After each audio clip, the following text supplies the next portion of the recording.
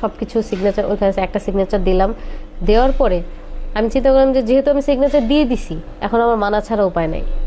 তো আমি সব কিছু এরপরে মেনে নিলাম। মেনে নেওয়ার পরে রুমি আমাকে বলছে যে এখন আমি তোমাদের সমান অধিকার দিব, বা তোমার কোনো ভরণ পোষণ কোনো কিছুর কোনো সমস্যা হবে না।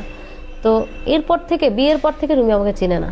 গ্রেফতারের পর অনন্যার দেয়া 7 শর্তের অঙ্গীকারনামায় মুক্তি মেলে রুমির। তাদের বিয়ে বলবৎ থাকা, ভবিষ্যতের জন্য 20 লাখ টাকার এফডিআর সহ নিয়মিত ভরণ পোষণের শর্ত আছে রুমির স্বাক্ষর করা সেই অঙ্গীকারনামায়। কিন্তু এখনো পর্যন্ত সেই শর্তের একটিও মানেনি রুমি। এবার রুমির ভাষ্য জানতে তার বাসায় যায় চ্যানেল 24। তার অভিযোগ, অঙ্গীকারনামায় সেই সই নেওয়া হয়েছে জোর করে। 7টা শর্তই ফালতু, কারণ হচ্ছে হলো টোটাল না, সিগনেচার আমাকে জোর করে করাইছে, ব্ল্যাকমেল করছে। আমার আম্মারে একটা কেস দিয়া পলাতক আসামি হিসেবে আমার আম্মারে ঘুরে দিয়েছে। শর্ত না মানলেও একটা সময় রুমি অনন্যাকে বিকল্প প্রস্তাব দেন, কিন্তু তাতে লঙ্ঘন হয় 1 নম্বর শর্ত।